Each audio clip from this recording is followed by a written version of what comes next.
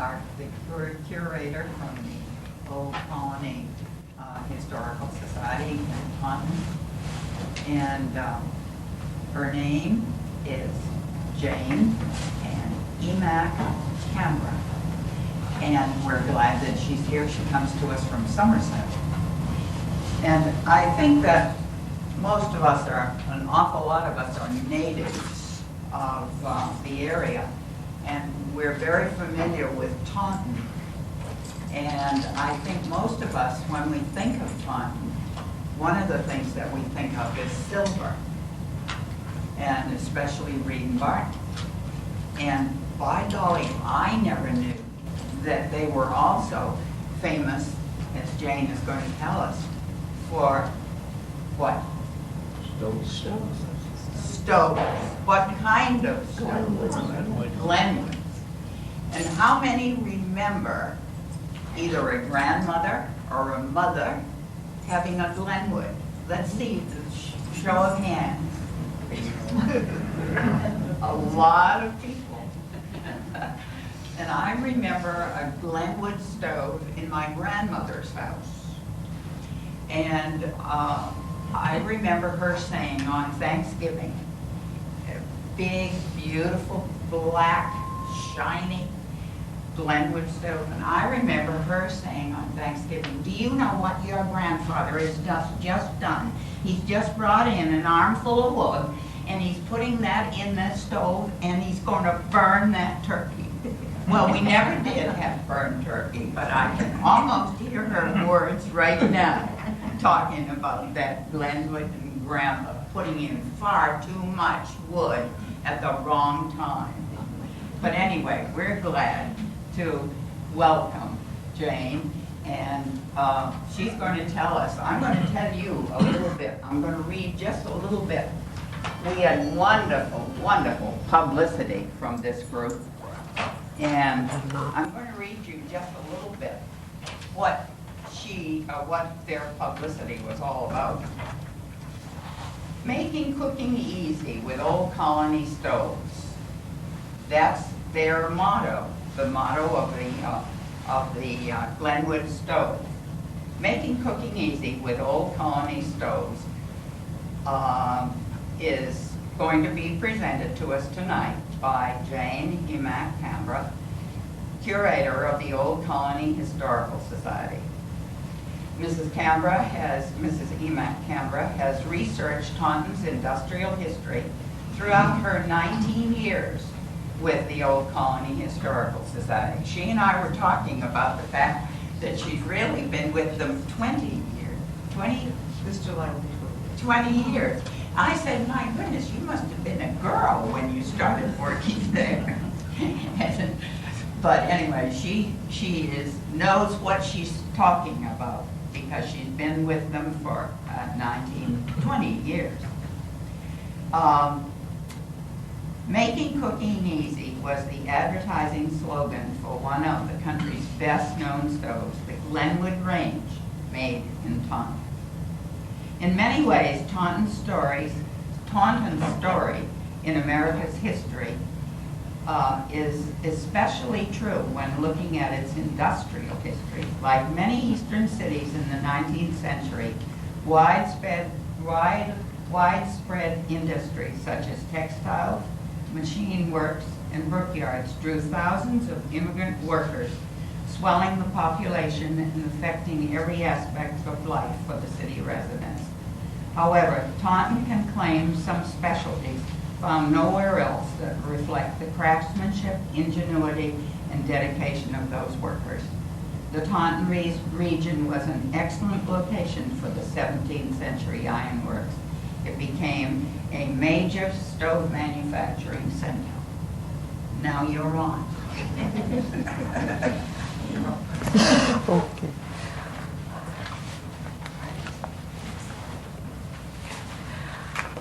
Let's turn on the machine. Lights, can somebody show? How do I?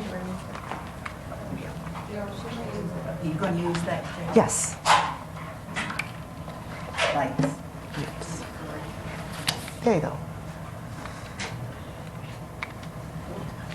Hey, you know what? I can read it. I'm okay. Are you sure? Is it better with or without? Can you folks see the screen okay with that little bit of light? All right, if you can see. I don't want to... Okay, let me just... As Penny mentioned, I started as a young woman at Old Colony. Now I'm a middle-aged woman who has to look through those lines in my glasses. Anyways, let us begin. Over the years, Taunton has been called the Silver City because of the number of silver companies that once flourished here, or there I should say, or the Christmas City for the beautiful Yuletide decorations on Taunton Green. 100 years ago, local residents might also have called Taunton the Stove City for the thousands of cast iron ranges manufactured there by a variety of companies. Tonight, I would like to give you a chronological overview of some of these firms, and together we can admire the beautiful stoves produced in Taunton throughout the last 2 centuries. Parlor stoves like the Glenwood models and Harold Oak shown here, as you can see a whole line of them there, could be used to heat a family's best room or an office space like this. And what this is from a postcard showing the office of a funeral parlor in Taunton that was known as Gaffney's. And right here in the corner is a Glenwood. Wood and coal-burning kitchen ranges, like the 1880 Active, were the heart of homes across America for decades.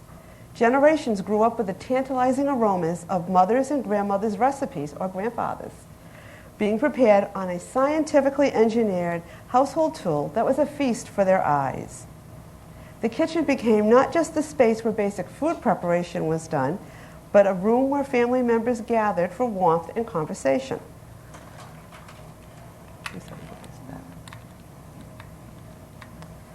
The tradition of metalworking or smithing in Taunton began in the 17th century when the Leonard brothers and Ralph Russell came to present-day Rainham to set up Anchor Forge, the region's first iron forge. And if you're familiar with the region, there is nothing left of this, needless to say. Remnants of it stood into the late 19th century. Today you'd have to go on Route 104, and from my vantage point in Taunton, I would leave the museum 44 East to 104, heading in towards Rainham, Bridgewater, and then you maybe go up a mile or so from that Route 44, 104 juncture, and there's a little grassy knoll with an anchor stuck in the ground. Well, that's the site of where this old Anchor Forge once stood. The ore was extracted from local deposits, and it was fashioned into bars, nails, and anchors. In fact, in early Taunton, and I would suspect in this region as well, bar iron was currency. There was no hard currency. They were literally paying for things with bars of iron and doing the bartering system because that's what they had. As you can see, this is the view of Taunton River. Emptying into Narragansett Bay in the Atlantic Ocean, the Taunton River initially provided transportation routes for raw materials and manufactured goods. Later, the river provided a convenient conduit for the discharge of industrial waste created by the city's manufacturing firms. And another factor was Taunton's central location between Boston and Providence, which made it a natural hub for the ever-increasing network of railroad lines, which were essential for the progress of manufacturing in the 19th century. Yeah, and here's the Taunton Green, as you can see. Throughout the 19th century, Taunton was home to numerous textile and metal-based companies that manufactured goods from Britannia, which is a high-grade form of pewter, and that's what Reed and Barton started with. We may think of them today for their beautiful silver plate and sterling, but that company made Britannia-ware table goods for the first 60 years of its existence. They didn't produce their first sterling flatware patents until the 1880s, and they started in 1824. So Britannia was what they started with. And then other firms were dealt with silver, copper, iron, table goods, as I mentioned, copper sheathing and tacks were just a few of the products made in Taunton. These industries provided steady work for local residents and financial success for and wealth for the business owners.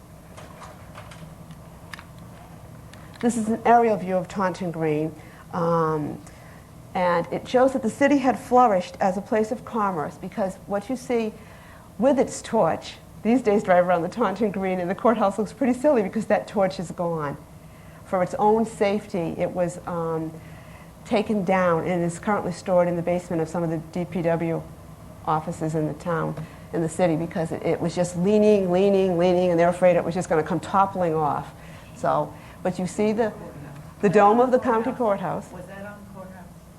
What? Where's the torch now? Oh, you know what? I forgot to take out of my bag was a pointer. If you guys let me walk across the screen, it's right up there at the tippy top. So that's the county courthouse, and this was the city's first downtown post office. So you're looking at what would be the north side of the Taunton Green, and then coming around the west side, the south side would be here, and the east side you don't see. Where's the torch now?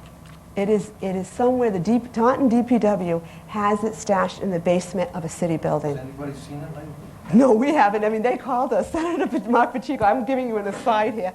He called us up once and spoke with our director, Jane Hennedy, and said, well, can you folks store it? Now, guys, we're in a 19th century school building, and we're filled to the gills. So to be able to put a torch in our, it was just, but we have not personally seen it, but they tell us it's there, and it's safe until, What's it made of? probably copper. Yeah. But Taunton residents wishing for a newfangled kitchen range or parlor stove could purchase them from local dealers, because before Tauntonians were actually manufacturing cast iron stoves in the city, they were buying them from local storekeepers who were getting them from other sources, perhaps from sources in Boston or sources in Providence. But as I said, you could purchase them at places like a gentleman by the name of Isaac Briggs had a store, or this was Jerome Babbitt's Tin Shop, but he also sold stoves out of here, and it was at 44 Main Street. And as I said, he sold stovepipe, iron, tin, and japanned-ware. Now, another guy who was a dealer in stoves was the man who had this business. That was L.B. West. And last but not least, Alvin C. Brownell. They both carried similar lines of goods at their stores that were right in the downtown area. But onward to some of the people who were actually living in the community and manufacturing stoves.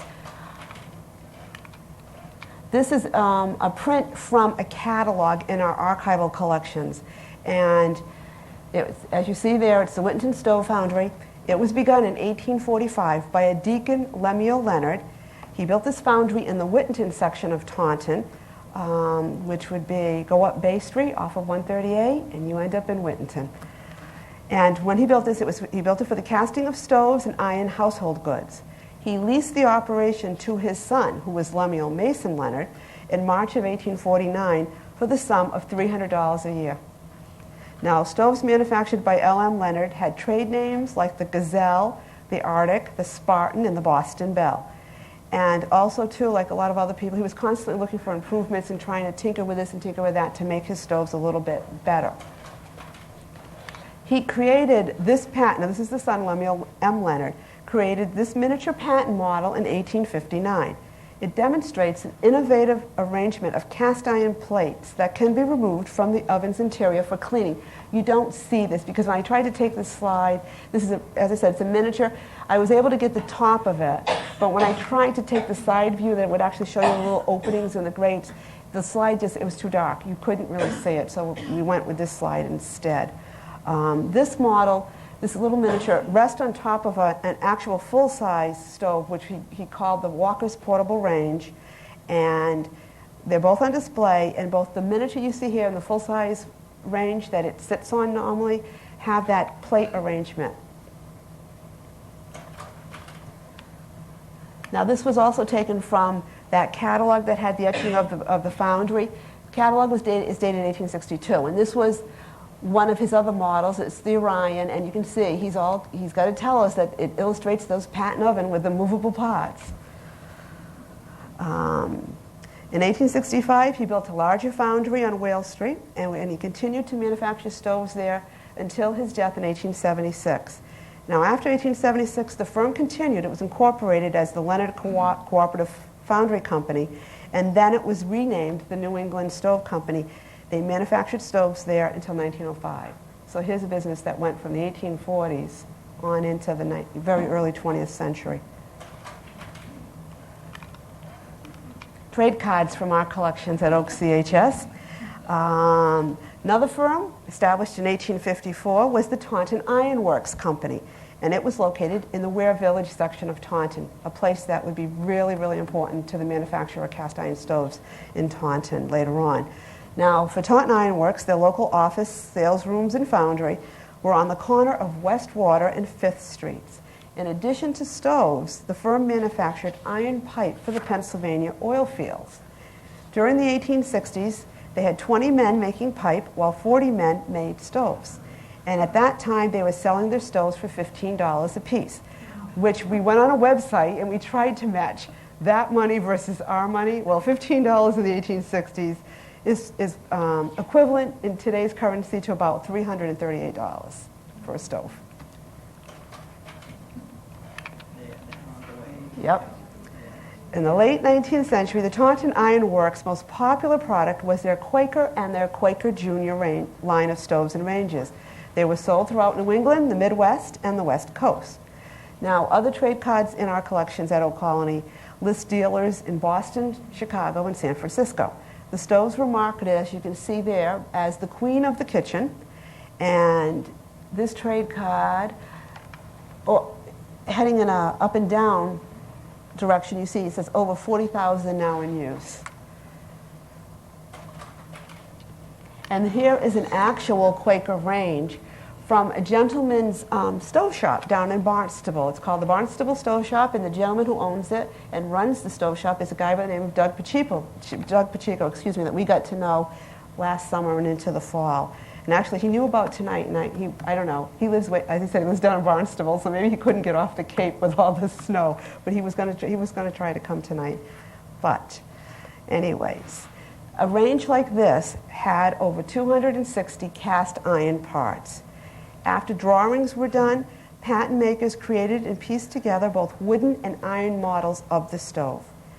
And from what I read when I was researching this topic, those pieces had to fit perfectly. They did not have room for error. If they were off by a little bit, they had to just redo it, because to keep things airtight, keep the heat getting in there the way you wanted it to, keep the heat constant, you couldn't fudge things. They had to be right, which is why they made models in wood, then they made models in metal, and then they created the patents to be cut. Carpenters at the foundry built open-ended, sand-filled wooden flasks for the casting of full-size parts. Molders poured the molten iron by hand into the flask, and after a cooling period, transferred the stove parts to the mill or rattler room, where remnants of sand were removed and rough edges smoothed. They put them in big bins, and they just, with bits of grit, and they just twirled them round and round and round to try to get the rough edges off and the edges smooth, so then they could be sent to the next spot where they actually were assembled. The next 3 slides I'm going to show you depict close-up sections of the stove, which, as I said, resides at the Barnstable Stove Shop, unless he sold it. But let me see if I can get that in for you a little bit better. There you go. Here is the backsplash with 2 adjustable trivets on either side, the round, the circular items that literally pull right out. Here's the door with the Quaker man, their emblem. And as you can see on the grate, Taunton Iron Works. And finally, to the left of that grate, the little helping hand. And it is the handle for the coal grate. Taunton Iron Works remained in business until 1903. Another local firm, the White Warner Company, bought the Ware Village site and rights to the Quaker trademark. Now I have to move to another community that I happen to know very well. This is the town I grew up in. And we were talking about Taunton, but not all stove companies were in Taunton. And in the village of North Dighton, there were 2 other stove companies. This was the Dighton Furnace or Foundry Company. It was established in 1858 along South Street, close to the 3 Mile River. And you're so close to the Taunton line. It's like right on the Dighton-Taunton line here. So you step one way or the other, you're in the different town.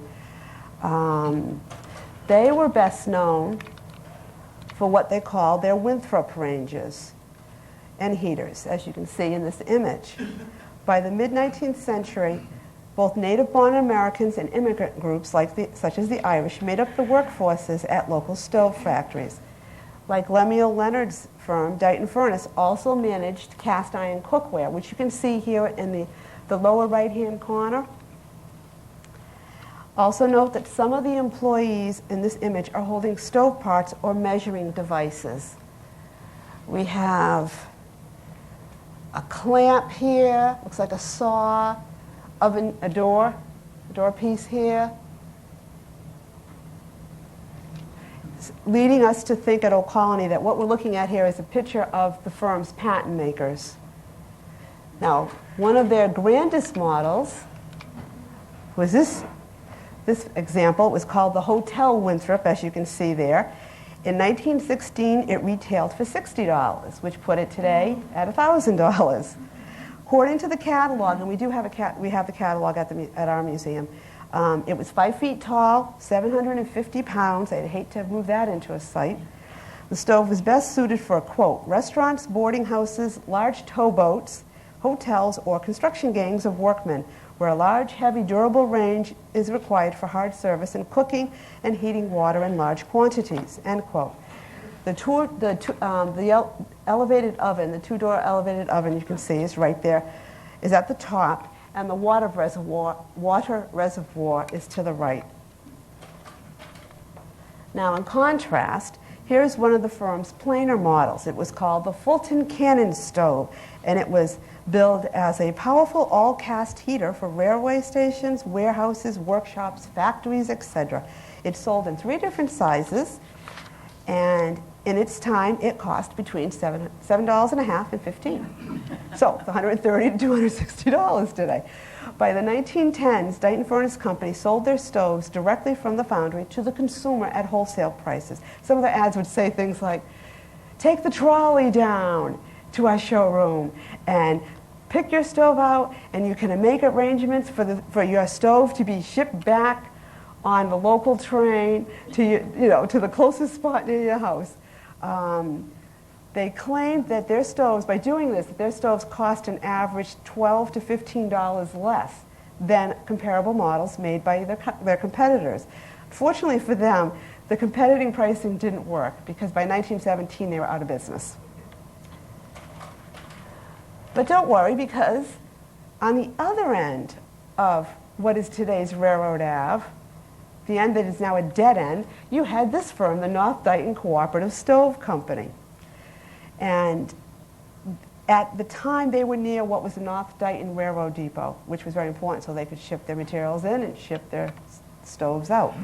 Most of their employees were stockholders in the business, and they were known for their oak and their Oakland range and parlor stoves. Here you see some of their literature. In the 1910s, the base prices for these stoves ranged from $15 to $30.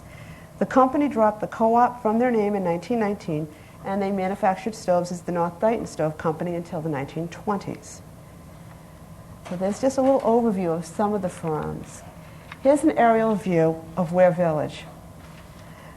And looking back at it, you can see that it must have been a very noisy and often smoky place to be, judging by the smokestacks and the factory rooftops in this early 20th century aerial view. During the heyday of Taunton stove industry, which was the early 20th century, approximately 15,000 tons of pig iron were brought into the city from Pennsylvania and the Great Lakes region annually to feed the hungry furnaces at the stove companies. The days of them using local bog iron were long gone by the early 20th century. Both the Taunton River and the city's many rail lines were utilized for transportation of raw materials and shipment of finished products. And the building in the foreground is the Ware Junction Depot, and in the background you see one of the factory buildings. Now, I don't know, I hope you guys can see this, and this is where I wish I'd brought my pointer. This is a little section of a page from an 1895 Bristol County Atlas, and it's showing Ware Village, a little bit of Ware Village, and specifically the stove, where the stove companies were located and their proximity to each other. Now, what you're seeing along West Water Street, which is here, this street, here's the river coming down, here's West Water Street, still exists, here's 5th Street, Lots of fires down there now, lots of rusty iron right about here, just hanging around on the ground. But if you were to start, there's a railroad overpass that you still drive over, and this Fifth Street hooks right into 138. So if that helps you orientate yourself. So here you had Taunton Iron Works that I spoke about already. Here you had what was the Union Stove Lighting Company, or Union Stove Company as it later became. Here you have Ware Stove Company, aka Glenwood. Here you have the Taunton Copper Manufacturing Company. I mean, his one block is, 2 blocks. Up here, Taunton Crucible Company. You come up over O.G. Thomas Foundry, made lots and lots of cast iron stoves. And next door, the Cobb Stove Company that they absorbed. So you literally had stove company after stove company after stove company. Okay, I think I've told you. We never knew all that. Yeah, and the Union Stove Lining, before they were the Union Stove Lining, they were the Union Furnace Company, excuse me. And then Taunton Iron Works, I'm giving some of my talk away, is going to morph into White Warner in the early 20th century. So you're going to have a site there that ends up being the home for 2 different well-known regional stove companies before it's all over. And ancillary businesses such as the stove lining companies, I'm going to talk a little bit about them later. You don't see them in the slide, but they're pretty close by. They're just sort of peeking down below where that particular slide ends. Now, here we have what was billed a Harold Oak. Whoops, let me get this better for you. It was made, this is the 1904 Harold Oak, and it was made by the firm of O.G. Thomas, or Oscar G. Thomas. Members of Oscar's family had been associated with other Taunton stove businesses. I love this man. If he couldn't buy it out, he married into it.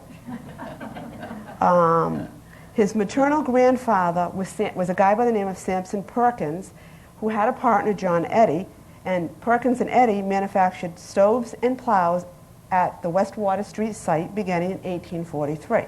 Sampson became the sole owner in 1869, and shortly after that, Oscar went to work for him. Now, Sampson Perkins is his grandfather, right? Sampson dies in 1873. Oscar gets the firm. He changes its name to O.G. Thomas. He's best known for his Herald ranges, and he has 2 different trade cards, and what I did was I wanted to be able to show you both sides. So I had 2 of the same, and I showed you the front and then showed you the back. And the reason why I said if Oscar didn't absorb it, he married it, his father-in-law, he married a woman by the name of Anna Wright. Her father was Joseph Wright, and Joseph Wright was the longtime treasurer for the Union Furnace Company. So it was real easy to take over the Union Furnace Company later, too. Now, here's some examples of Oscar G. Thomas's company's products. This is the classic Herald, kitchen range with detachable rails that made the stove blacking process more convenient, and a large fitted ash pan that you see at the bottom left there that supposedly the advertisements claimed it would keep all the ashes out of the kitchen. I guess it was so nice and deep, none of the ashes would end up spilling out onto the floor, as long as you remember to empty it before it got too full. After Oscar G. Thomas's death in 1920, the firm continued to manufacture ranges for another 30 years, so we're talking up until 1950, under the management of his son Howard. A new line with stoves was added in 1929 when the company bought the patents of the North Dighton Stove Company. Now, here's one of the later Thomas products. This is known as it's an enameled gas range, and as you can see there, it's the Empire Oakland A, and it dates from the 1930s. But as Penny spoke, probably Taunton's best-known stove company was the Ware Stove Company / Glenwood Range, which was also located in Ware Village. And here's one of their gorgeous late 19th century trade cards. The back of this trade card is this. It was a double fold. And it contains testimonial to the quality of the firm's products, and it touts the fact that somewhere up there it says, where is it? In the corner, 10,000 sold last year. Eventually the company claimed that it was the largest stove company east of Detroit, Michigan. The firm had a humble beginning in 1879 when 3 friends each pooled $100 together to purchase a site on West Water Street. They set up shop in a barn, which they enlarged to include a foundry furnace. Here are the 3 principles of Glenwood Range. This is The patent maker, the skilled patent maker amongst them, George E. Wilbur, who would design the firm's first stoves, and he kept the books. Now, next, Mr. Charles F. Baker and William Ellery Walker were experienced molders and became the assembly team, initially finishing 4 stoves a day. So that's what they start with, $100 a piece, 4 stoves a day. And William Ellery Walker, there is a school in the Ware Village section of Taunton known as Walker School. And it was named after William Ellery Walker, who was quite a philanthropic-minded gentleman as well. But here's one of their tall, square Glenwood parlor stoves. It was built in the 1880s. And this model, as you can see at the top, has a little shepherdess at the top of the hood. Appealing to American housewives' desire to streamline their cooking duties, kitchen ranges were an integral part of Ware Stove Company business. The Glenwood Home Grand, which is what you see here, with its asbestos-lined oven, had the capability, in 3 shelves going, of cooking 12 pies at once. That may seem excessive to us today, but meat and fruit pies were once considered part of a person's regular diet rather than a holiday treat. And I also remember a grandmother up in New Hampshire with a wood-burning stove who always said when she took up housekeeping in 1929 that my grandfather would never have store-bought goods in the house. So she worked full-time in those days and baked every Saturday. This is the top half of the 1905 modern Glenwood wood parlor stove photographed at the Barnstable Stove Shop. The swing-out top to the left covers 2 burners, which you could use for cooking purposes, and you're seeing the underside of them there. A full-length view of it is here. So you had the swing-out top, and you could open it. There's your door and the side door. What's the bright wood made of? In those, nickel. And Doug Pacheco still does nickel. I mean, he goes all over southeastern Mass. He's got one guy who does his nickel and one guy, he does his sandblasting on site. But his site is hysterical. The front yard is like a graveyard of stoves and stove parts. He throws nothing away because you never know when he might need one little piece to fit, to complete a stove restoration. So he buys stoves just for their parts often. As the Ware Stove Company became more successful, the 3 partners' roles changed. Charles F. Baker became the factory foreman, and William E. Walker became the firm's salesman, visiting dealers throughout the country. Trade cards with the firm's name and catchy slogans, in this case, "Make housekeeping easy," as you see down there, were one way to advertise Glenwood stoves. And the other thing about Victorian-era trade cards, they never felt it necessary all the time to put a picture of what they were trying to sell. So here you have clowns and dogs selling stoves. And in the first card, it was cats and little spiders. One way to sell your product was to go to trade shows. And this is an image from a trade show in Syracuse, New York, which provided opportunities for the Ware Stove Company to promote both existing models and new product lines. Stoves like the modern Glenwood Oak, visible in the center of this slide, and here's a close-up view of a modern Glenwood Oak, were exhibited at these trade shows. Another form of advertising for stove companies was the ubiquitous giveaway. A.L. Mills, and it's hard to, his name's on the back. Okay, you don't see it. It's on the back of that piece. This is a small 6-inch plastic tuck ruler, which A.L. Mills gave out, and Glenwood probably supplied it so that their name would get out in the public even more. And also, here's a 20th century Glenwood clock with its constant reminder, every time you looked at that clock, what kind of subliminal message were you getting? It's time to change to a Glenwood range. Now, as Ware Stove Company became more successful, there was a need for larger facilities. A local builder in Taunton, whose name was Louis Witherell, constructed this addition in 1902. Other buildings on the east side of Water Street were built 10 years later. So that 1895 atlas section was showing you some buildings on one side, but eventually Glenwood had buildings on both sides of the street. It was built 10 years later. In contrast to the output of 4 stoves a day at the beginning, at its height, the firm could cast, assemble, and ship a new Glenwood range every 2 minutes. Eventually, the complex would become a 9.5-acre site with furnaces, which were sometimes referred to as cupolas because of their tapering shape, capable of melting 25 tons of pig iron at once. Now, let's see. The vine-colored brick building here with the beautiful portico was the Glenwood Range Company's cafeteria. Today, I must tell you, it's stuccoed, and it happens to be a bar, which has undergone many changes of ownership in recent years, but it doesn't look anywhere as nice as in the slide that you see there. At the peak, the firm employed almost 1,000 people, and including amongst those 1,000 people were 300 to 400 molders. By the First World War, the company had become one of the nation's premier stove manufacturers. Many of the 70 to 80,000 cast iron ranges then produced in Taunton came from the Ware Stove Company factory. While coal ranges were still popular, this slide shows that gas and combination ranges were also being made. Glenwood models continued to be the firm's most popular line. In the early 20th century, 10 to 12 different models of Glenwoods were made. This floral patent door comes from a Glenwood E, and this planar enameled door from a Glenwood C.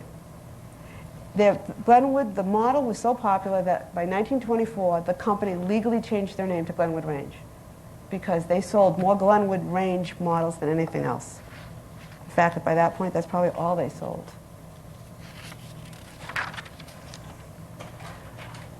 But public tastes were changing, and ornately decorated stoves, such as this Glenwood oak, were being exchanged for the cleaner lines of the 1920s, such as this utility Glenwood.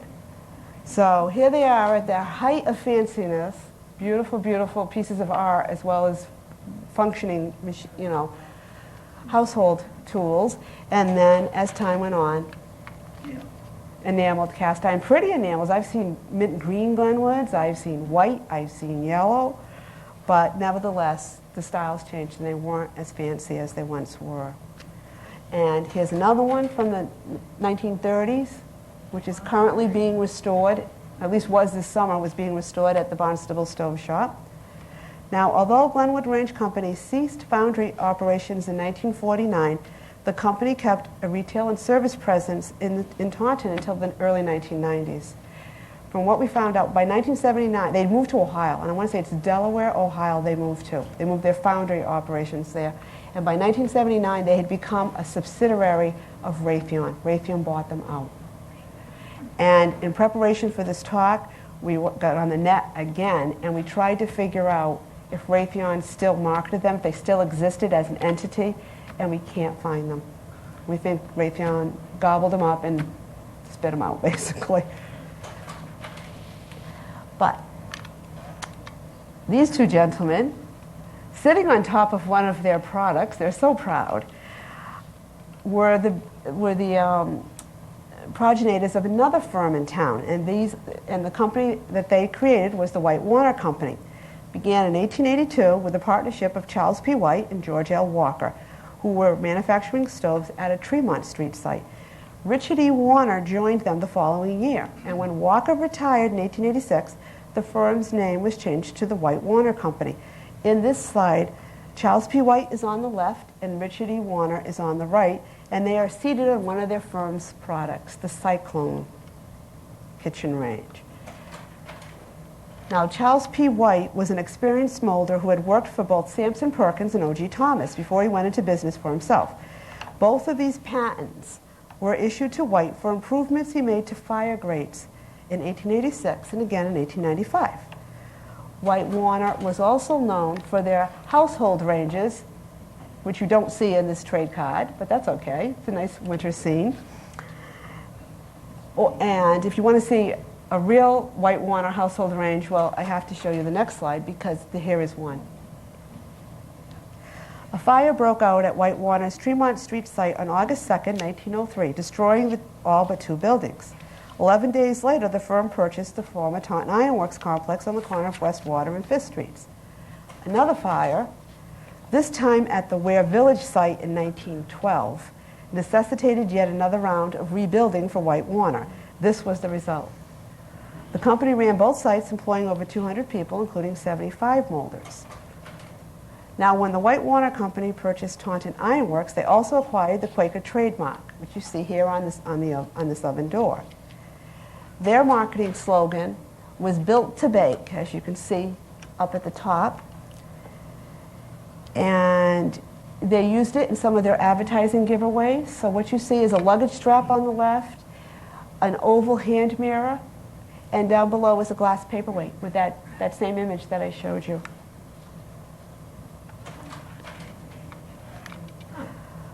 Another of the 20th century stove companies established in Taunton was that of Leonard and Baker.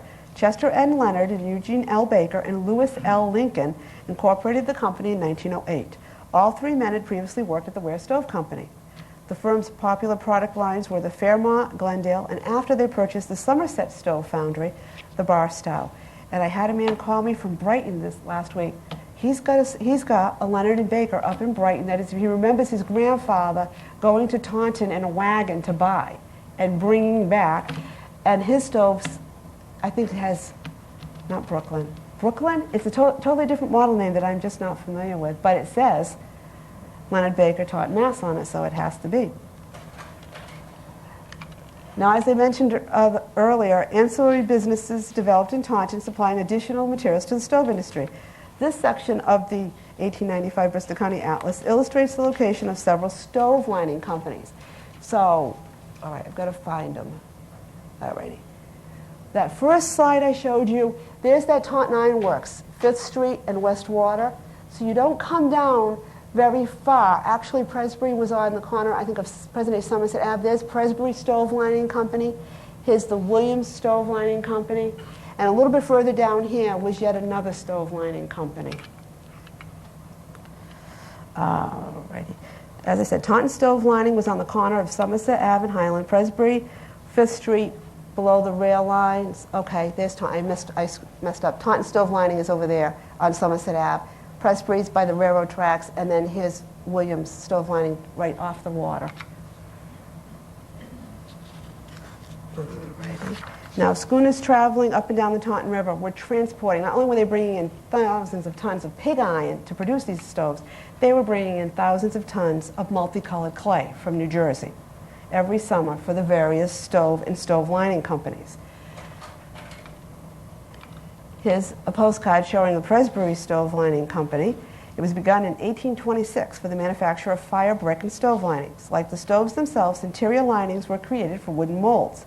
Next, they were fired to 2,000 degrees in large kilns, solidifying the clay and maintaining the desired shape. The company made linings for the Taunton Iron Works as well as firms in Plymouth and North Dighton. The next of the 3, this was the Williams Stove Lining Company, established by John R. Williams in 1846, eventually covered a 4-acre site along the Taunton River. With an annual output estimated at 2 million units, the firm supplied brick stove linings, Eagle asbestos stove clay, patching plaster, and stove polish throughout the East Coast and Canada. A 1919 catalog in the Society's archives lists many stove companies as customers. Now, in conclusion, Taunton's stove industry was a continuation of the community's long-time tradition of metal-based manufacturing. Generations of local workers made their living in the stove industry.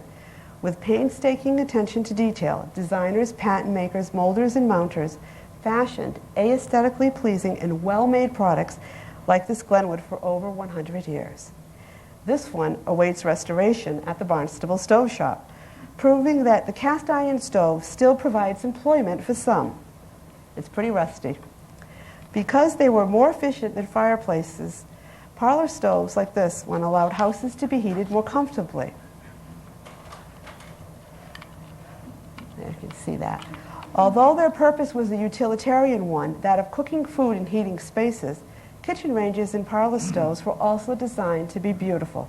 During the last quarter of the 19th century, stove companies strove to outdo one another with their ornate and often fanciful designs. Here we see a decorative panel which features two cherubs fanning a fire by blowing on it from an 1886 coal-based burner. Christopher Columbus bravely claims the top of the same stove for Glenwood. You can't, it's hard, let me see if I don't know if we can get it. There we go, sorry about that. His pennant at the very tippy top says Glenwood. The features may or may not look familiar to you because this stove was restored by Doug Pacheco specially for Old Colony. We had an exhibit last fall called Woven and Forged, and it talked about Taunton's industrial history. And when Jane Hennedy and I went down there one day in the summer for a tour of his facility, he said to us, pick any stove. I'll fix it up and I'll bring it to the museum so you can have it on display. I'll loan it to you. So this was the stove we chose, and he really did a good job on it.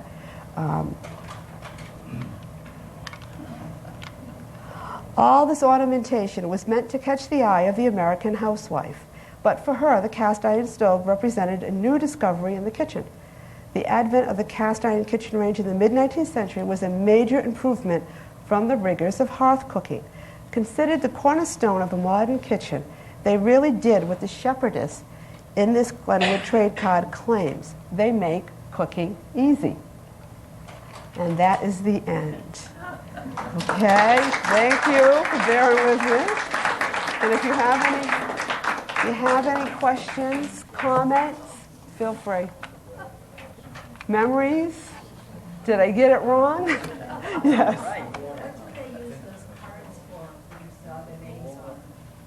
They were advertising cards. Yeah, they would pass them out in an era before, needless to say, TV and radio. How do you advertise your product? You have a salesman on the road who's basically passing out cute little cards and giveaways to try to get the product name better known. Yeah, and I think it's hysterical that half the time, we have a lot of them at our museum, and half the time they don't even have pictures of the stoves. Who would advertise a product in our world without showing you what it is? But these people, it was like the name was enough. Everybody knew what a Glenwood stove was. Where's this Barnstable stove company? It's off, I want to say Route 130 in Barnstable, Mass. I should have brought Mr. Pacheco's card, and I didn't think to bring it. But if anybody wants to call us at Old Colony, we're in the phone book, and just give us a call, and we can give you the info. I want to say off 130, and it's in Barnstable. And it's somewhere down by the airport, in that area. Yeah, when we went, we took 6A, and I want to say that you know how the Cape has 6 and 6A, but we took 6, and it was one of the secondary highways that cuts through, cuts between the two, between 6 at the top, or 6A at the top and 28 down below. And I want to say it was off of Route 130, and it was real close. I mean, we got off 6, and we took a left-hand turn onto this, I think it was 130, and there he was. Because he restored, it's a big barn, and he restored the top floor where he lives, surrounded by all his stoves. He's got stoves everywhere, it's amazing. Anyways, I know there was some... The Whittington stove. Uh-huh. Do you know exactly where in Whittington it was? That I don't know, because that building is long gone. I don't know for sure. I tried I was to... wondering if it was down in the area near Reed Barton. It could have been, because to me, Reed Barton is where it's at because of Mill River, and they wanted the water power. And they went there in the 1820s. And you've got Whittington, barely 20 years. Whittington, how would you say? You can tell I'm a native. But Whittington Stove Company, being in the 1840s, still would need to utilize water power. So I bet it's in that area somewhere. I remember pulling out, because the earliest atlases we have for Taunton didn't give me enough detail. We've got I think it's 1871, 1881, and by then the firm wasn't that small little building anymore. So I don't know exactly where that was. Sure. Yes? Were most of them wood burning? They were wood or coal. They did either or. How did they exhaust the smoke? Pipes. From what people have told me, they had the big pipes. If none of these pictures show... I know. Because when he restores them, there's the one the last one I showed you, that was on display at Old Colony until like literally 3 weeks ago. It was there for Christmas too. In the back of it, there was a big round exhaust hole. So the piping would have had to come out the back and then up through the ceilings and out. Because how else do you? Does that answer your question? Not really, but they had to exhaust them out, and they had to have something on them so they could get the piping. One slide showed a plate under the 4 legs. But I didn't see it on the others. They provide a hot plate under the stove so it didn't burn the wood. I think people, this is where I have to ask you folks if you have memories of parents and grandparents. I've had people tell me sometimes they built them up like on brick platforms to get them off the floor. Some of them they just sat on the floor. Yeah, they just sat on They just the legs. with the legs. They've been about that. Okay. Yeah, not. Hmm? The parlor ones would probably be the ones that would build up so they can get on the rug. On the rug.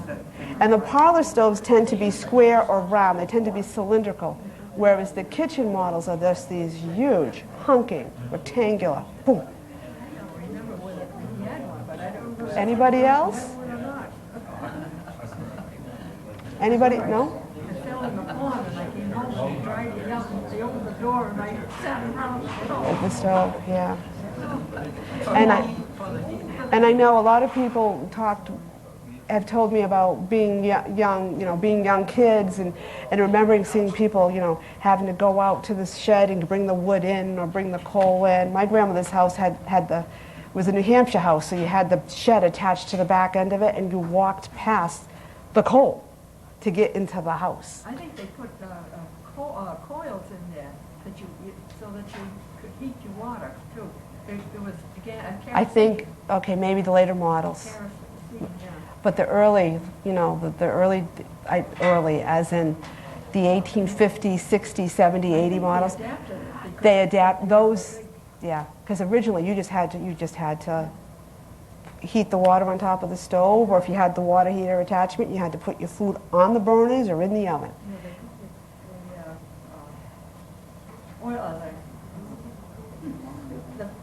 They've had the coil around the, what do they call it? The fireplace. Firebox. Yeah, but what I'm,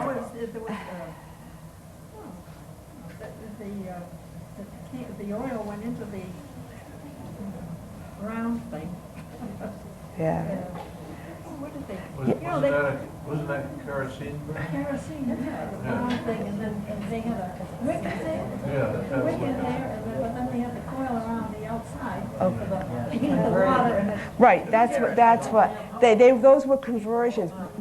Some of the ones I was showing you, say from the 1880s or those 1860 models, say that Whittington might have manufactured, those were strictly wood and or coal burners, and so you were literally throwing in your fuel and heating. I can remember when I first came to work at Old Colony, because we have 5 or 6 on display, and we have some dating from about 1800 until, we have one from 1977 that a guy in Taunton on the Rainham-Taunton line was making during the gas shortages in the 1970s. And when I was first at Old Colony, and older people would come in to tour, and I'd be giving a tour. Let's face it, I'm a baby boomer. I cook with directions and a timer, you nuke it, and you do it the easy way. And I would have these older visitors come through, I'd be giving them a tour, they'd get to the stoves, and more often than not it was the ladies rather than the men. And I would be like, they'd start telling me about, we had this and that. And so I remember saying to one of these ladies once, well, how did you know when it was hot enough?